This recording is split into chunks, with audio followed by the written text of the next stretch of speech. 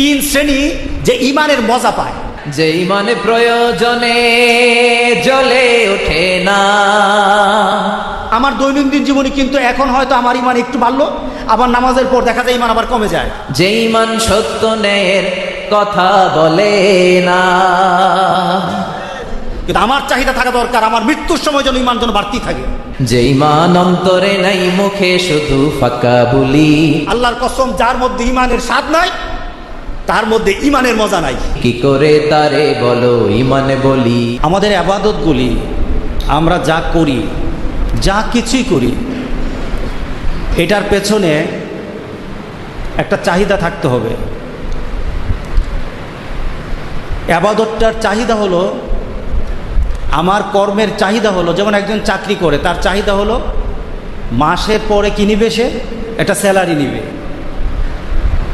যে পড়াশোনা করে তার চাহিদা হলো একটা পরীক্ষা হবে, পরীক্ষার পর একটা সার্টিফিকেট নেবে। এইভাবে আমাদের ইবাদতগুলি, আমাদের দুনিয়াবি জিন্দিগিতে আমাদেরকে একটা মঞ্জিলে মকসুদের টার্গেট করতে হবে, আমাদের একটা চাহিদা থাকতে হবে। প্রত্যেকটি ইবাদত ততক্ষণ পর্যন্ত আন্তরিক হবে না, গ্রহণীয় হবে না, যতক্ষণ পর্যন্ত এই মানদণ্ডে না আসবে। মানদণ্ডটা হলো কি? সে মানদণ্ডের নাম কি? আমার প্রত্যেকটি ইবাদত আল্লাহর জন্য হতে হবে। কার জন্য হতে হবে? প্রত্যেকটি ইবাদতের পেছনে, প্রত্যেকটি কর্মের পেছনে, কাজের পেছনে আমাদের একটা জিনিস থাকতে হবে, সেটা হলো আল্লাহর সন্তুষ্টি। আল্লাহকে কিভাবে পাওয়া যায়? আমি ধারাবাহিকভাবে কথা বলছি এই কারণে, ইব্রাহিম আলাইহিস সালাম যা ঘটিয়েছেন, যা করেছেন নিজের জন্য, নিজের সন্তানের জন্য, নিজের পরিবারের জন্য, পুরাটার উদ্দেশ্যই কিন্তু ছিল আল্লাহকে কিভাবে রাজি রাখা যায়, কিভাবে আল্লাহর সন্তুষ্টি অর্জন করা যায়। পেছনে অন্য কোনো দাবি ছিল না যে আল্লাহ তুমি আমাকে এমন একটা সম্মান দাও যে গোটা পৃথিবী যেন আমাকে মনে রাখে, এই দাবি ছিল না। আমি তোমাকে, তোমার কথা মানবো আর তুমি আমার কথা মানো, এটাও কিন্তু ইব্রাহিম আলাইহিস সালামের দাবি ছিল না। ইব্রাহিম আলাইহিস সালামের দাবি একটাই ছিল, সামিআনা আতাআনা, তোমার কথা শুনলাম আর মানলাম, এটাই ইব্রাহিম আলাইহিস সালামের একমাত্র দাবি ছিল। যতক্ষণ পর্যন্ত, আপনাদের জন্য কথাটা, আমার নিজের জন্য বলি, আপনাদের জন্য কথাটুকু রাখি আমি, যতক্ষণ পর্যন্ত আমাদের প্রত্যেকটি কাজকে আল্লাহমুখী না করতে পারবো, আল্লাহর কসম, আমাদের দৃষ্টিতে ওলি হতে পারে কিন্তু আল্লাহর দৃষ্টিতে তার কোনো দাম নাই। আল্লাহর দৃষ্টিতে দাম নাই। এখন এই যে একটা চাহিদা আমাদের মধ্যে ডেভেলপ করা দরকার, একটা গ্রো করা দরকার, একটা বৃদ্ধি করা দরকার। আমাদের সমাজে কিন্তু এখন একটা কথা বলি, আরে ওই লোকটা, আগেকার লোকেরা নামাজ পড়ছে এখনও নামাজ পড়ে, এ ধরনের কথা আসছে না? আগেকার লোকেরা হজ করছে, এবারও এই সমাজের মানুষেরা হজ করে। তার মানে কি? নিজেরাই তুলনা করি যে আগে যারা হজ করতো, আগে যারা ইবাদত করো, তাদের মধ্যে একটা কনসালটেশন থাকতো, একটা মনোযোগ থাকতো, একটা আকর্ষণ থাকতো, আল্লাহমুখিতা থাকতো। আমাদের সমাজে এখন সুফি বা মানুষ খুঁজে পাওয়া যায় না, কিন্তু আগে কিন্তু প্রচুর মানুষ ছিল সুফি। সুফি মানে কি? অত্যন্ত ভদ্রচিত। সুফি মানে এটা না যে সে হাঁটে ছিল অত্যন্ত ভদ্রচিত একটা মানুষ, এখন কিন্তু পাওয়া যায় না, সব রাগচটা মানুষ। তার মানে কি?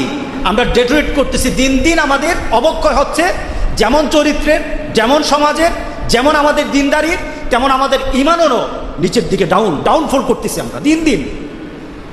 ইমান কিন্তু এমন একটা জিনিস, এটাকে উপরে আপগ্রেড করা যায়, এটাকে আবার নিচে চলে যায়। রাসূল পাক সাল্লাল্লাহু আলাইহি সাল্লাম বলেছেন, যখন মানুষ কোনো একটা হারাম কাজ করতে থাকে তখন ইমান কি হয়? নিচের দিকে নামতে থাকে। আর যখন সে আমল করতে থাকে, জাদাতুম ঈমানা, আল্লাহ নিজেই বলতেছে ইমান বাড়তে থাকে। আচ্ছা, যে লোকটা নামাজ পড়ে তার ইমান কি হয়? ইমান কিন্তু এমন না যে বাপ দাদার জন্মের সাথে বাপে যে আমাকে জন্ম দিল তখন যে ইমান আনলাম, ওই ইমানের স্টেবল অবস্থায়, তা না। ইমান হয়তো বাড়ে, অনত কমতি থাকে। ইমানের অবস্থা হলো এটা ফ্লাকচুয়েশন করতে থাকে, আপনার আমলের কারণে ইমান বাড়তে থাকে, আবার আমল ছাড়ার কারণে ইমান কমতে থাকে, নামতে থাকে। এটাই হলো আমাদের ধারণা থাকা দরকার। তাহলে বোঝা গেল আপনার মৃত্যুর সময়, আপনার জীবনে, আমার জীবনের একটা শেষ মুহূর্তে, তখন আমার টার্গেট হতে হবে আমার ইমানটা যেন বৃদ্ধি থাকে, আমার ইমানটা যেন বৃদ্ধি অবস্থায় থাকে, যেন ডাউনফল না করে, নিচে যেন নেমে না যায়। কিন্তু আমার দৈনন্দিন জীবনে কিন্তু এখন হয়তো আমার ইমান একটু বাড়লো, আবার নামাজের পর দেখা যায় ইমান আবার কমে যায়। কিন্তু আমার চাহিদা থাকা দরকার আমার মৃত্যুর সময় যেন ইমান যেন বাড়তেই থাকে, ইমান যেন বাড়তেই থাকে। এখন এই ইমান বৃদ্ধির জন্য আমাকে কিছু টেস্ট নিতে হবে, টেস্ট, স্বাদ নিতে হবে। এই যে কুরবানি দিলাম, এই স্বাদটা কিন্তু জিহ্বার স্বাদ নাকি এটা অন্তরের স্বাদ? বলেন, এটা কিসের স্বাদ? নাকি জিহ্বার স্বাদ?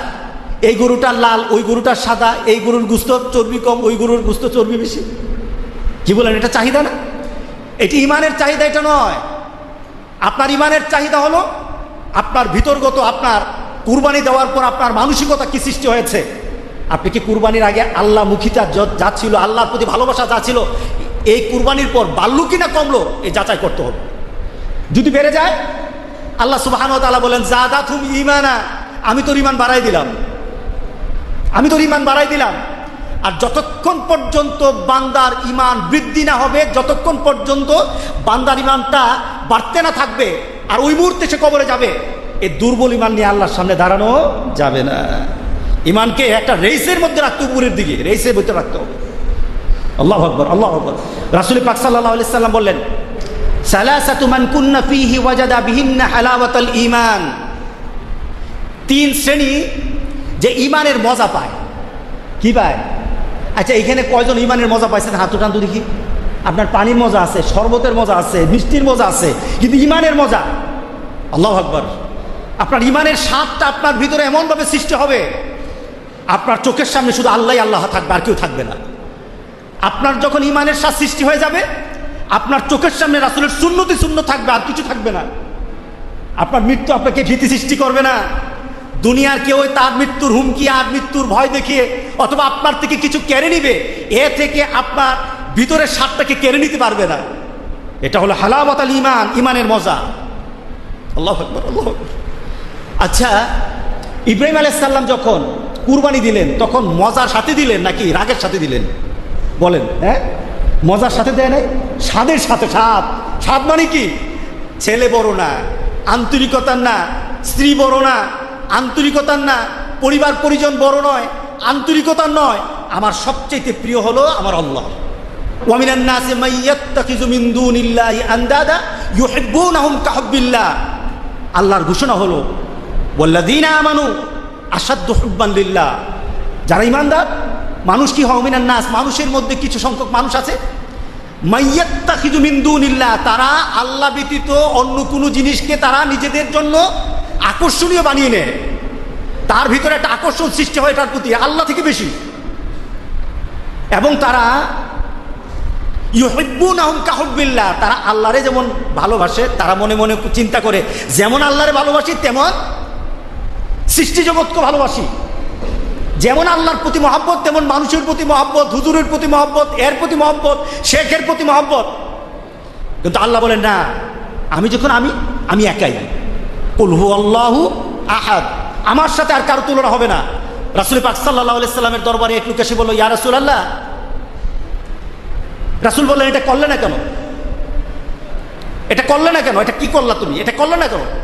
সে লোকটা উত্তর দিল, আল্লাহু ওয়া রাসূলুহু আ'লামু। আল্লাহ এবং রাসূল যদি এটা বলতো এবং জানতো আল্লাহু ওয়া রাসূলুহু, আল্লাহু ওয়া রাসূলুহু, আল্লাহর সাথে কার নাম আনলো?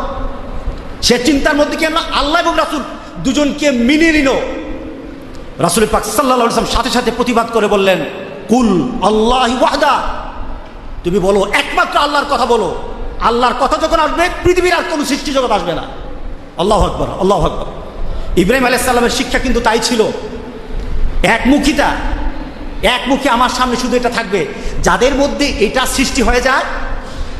রাসূল পাক সাল্লাল্লাহু আলাইহি সাল্লাম বলছেন, তিন শ্রেণীর মানুষ তার কর্মের ভিতরে, তার আমলের ভিতরে সে মজা পেতে থাকে, স্বাদ পেতে থাকে।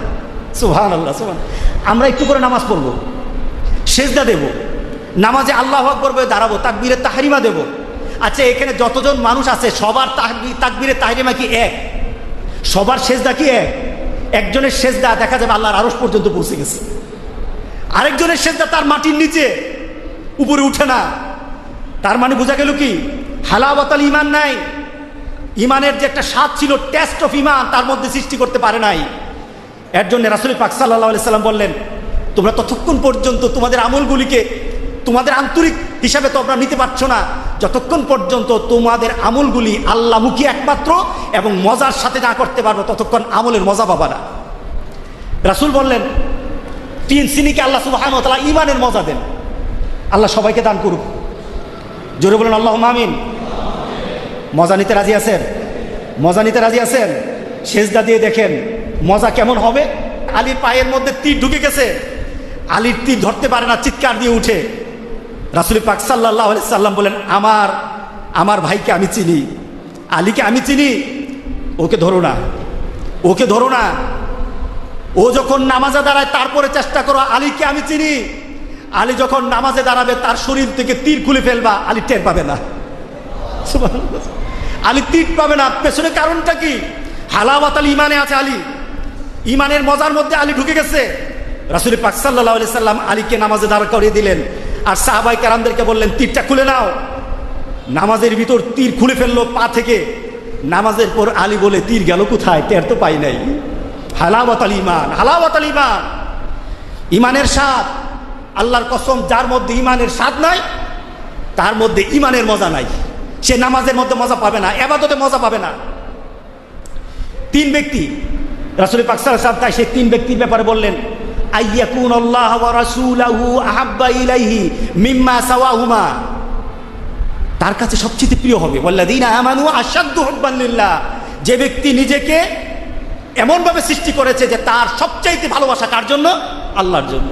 রাসূল বলছেন, যে নিজের অন্তরে আল্লাহ এবং রাসূলের ভালোবাসা গোটা সৃষ্টি জগৎ থেকে সবচেয়ে বেশি ধারণ করে, সে ঈমানের মজা পেয়ে যাবে।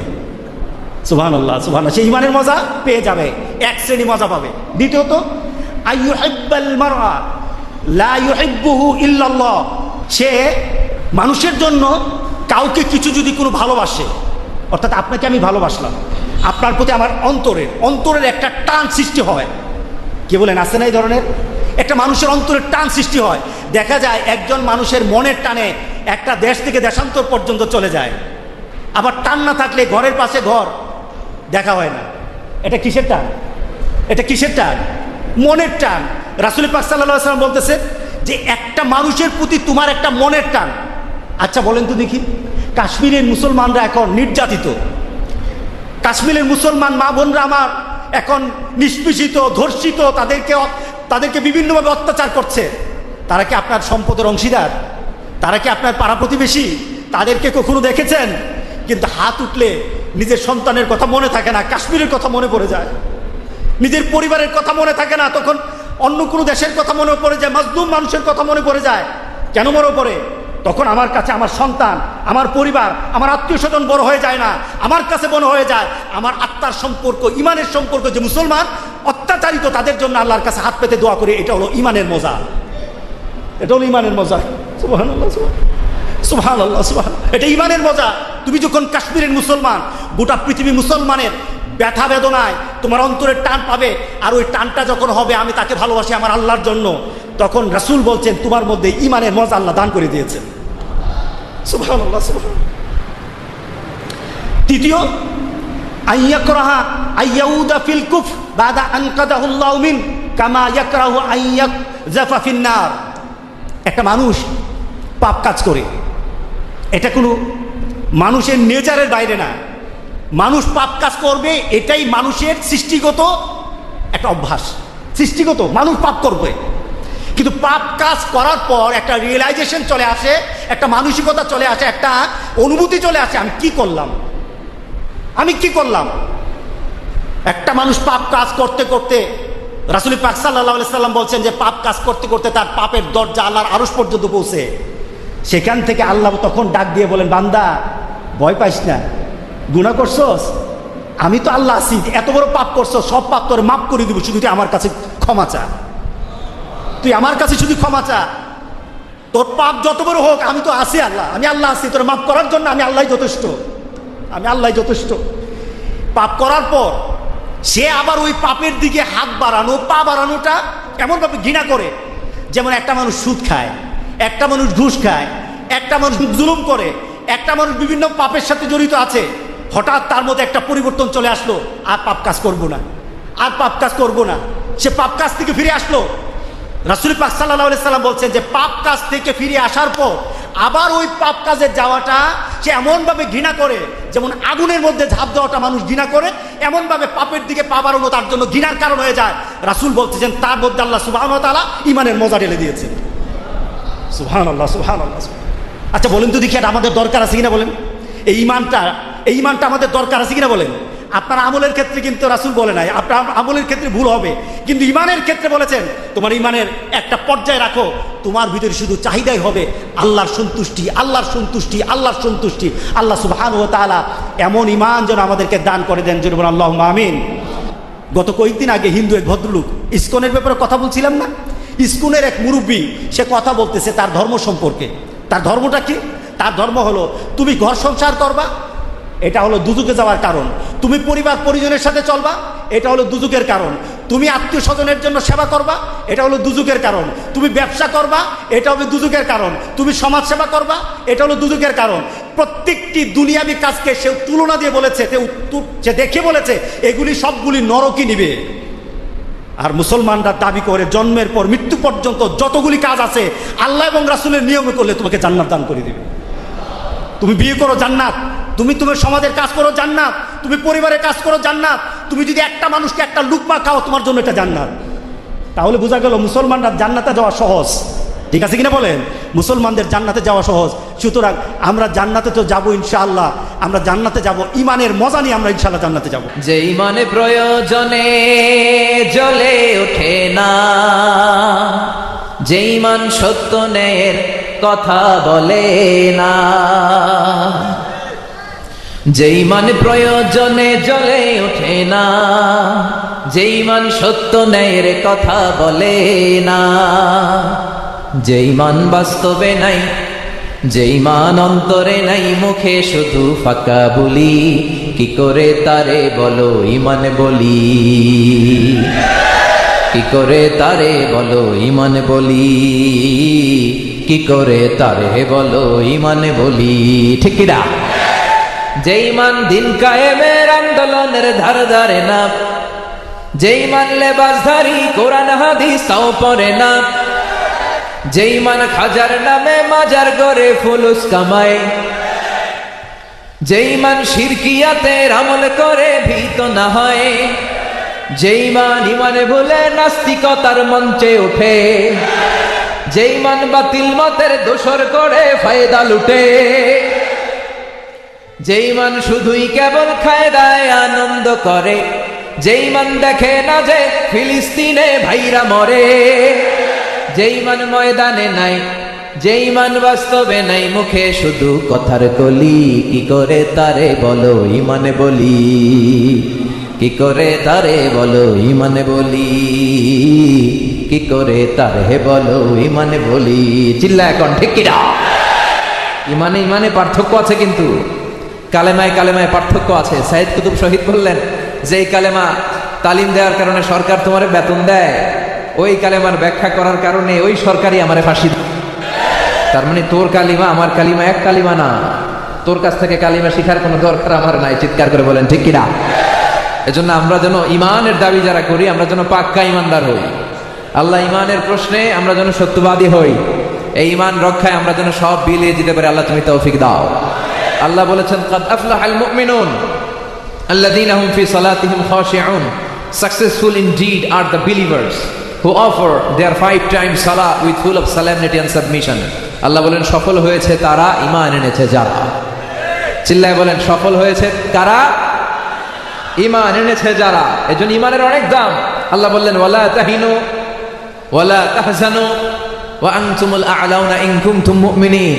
ভয় পেও না, চিন্তা করো না, হতাশ হয়ো না, হাল ছেড়ে দিও না, বিজয় তোমাদের হবেই যদি তোমরা মুমিন হও।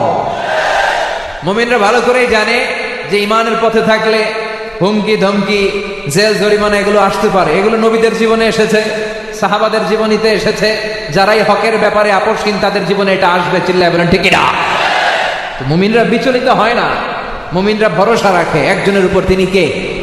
মুমিনরা জানে রাত যত গভীর হয় সুবহে সাদিকের সময় কাছে আসতে থাকে। মুমিনরা জানে গর্ভবতী নারীর পেটের ব্যথা যন্ত্রণা যত বাড়তে থাকে নতুন মেহমান দুনিয়াতে আসার সময় ঘনাতে থাকে। মুমিনরা জানে ইসলামের পক্ষে শক্তির উপর অত্যাচার, আযাব, নির্যাতন যত বাড়তে থাকে, কালেমার পতাকার বিজয়ের সময়টা ঘনাতে থাকে। এজন্য মুমিন কাউরে ভয় পায় না, একজনের ছাড়া, তিনি কে? আমাদের স্বপ্ন, আমাদের বিশ্বাস, আমরা চাই যে এই কালেমার বাণী, এই লা ইলাহার পতাকা বাংলার জমিনে একদিন উড়বেই উড়বে। চিল্লা এখন ঠিক কিনা? কোন একদিন এ দেশের আকাশে কালিমার পতাকা উড়বে, সেদিন সবাই খোদাই বিধান পে দুঃখ বেদনা ভুলবে। ঠিক কিনা? আশা আছে? আছে না ভয় ঢুকছে? ডর ঢুকছে? মুমিন কাউরে ভয় পায়? একজনকে ছাড়া। চিল্লায় বলেন, তিনি কে? আল্লাহ, আমরা আমাদের সর্বোচ্চ পরীক্ষাটা যেন দিয়ে যেতে পারি, তুমি তৌফিক দাও। আস-সা'য়ু মিন্না ওয়াল ইতমামু মিনাল্লাহ। চেষ্টা থাকবে আমাদের, সফলতা দেওয়ার মালিক কে? খেয়াল করে শুনবেন, পৃথিবীতে অনেক নবী ছিল, তারা কিয়ামতের দিন তাদের উম্মতকে নিয়ে দাঁড়াবে। বিশ্বনবী দাঁড়াবে হাজার কোটি উম্মত নিয়ে, কেউ দাঁড়াবে কয়েক কোটি উম্মত নিয়ে, কেউ দাঁড়াবে কয়েক লক্ষ, কেউ দাঁড়াবে 50,000, কেউ 10,000, কেউ দাঁড়াবে 20 জন উম্মত নিয়ে, কেউ দাঁড়াবে 10 জন, কেউ দাঁড়াবে 5 জন, কেউ দাঁড়াবে 2 জন উম্মত নিয়ে। মানে তার সারা জীবনের দাওয়াতি কর্মকাণ্ডে মাত্র 2 জন লোক সাড়া দিয়ে কালেমা পড়ে ইসলামে ঢুকেছে। অফিহিম নবিয়্যুন মাহু ওয়াহিদ রাজুল ওয়াহিদ। এমন নবীও দাঁড়াবে তার উম্মত মাত্র একজন। চিল্লায় বলেন তো কয়জন? নবীও একজন, উম্মত। অফিহিম নবী লাইসা মাহু আহাদ। এমন নবী থাকবে যার সাথে উম্মত হিসেবে কেউ দাঁড়াবে না। তার মানে তার সারা জীবনের দাওয়াতি কর্মকাণ্ডে একজনও তার ডাকে সাড়া দিয়ে মুমিন হয় নাই। তার মানে কি ওই নবী ব্যর্থ নবী?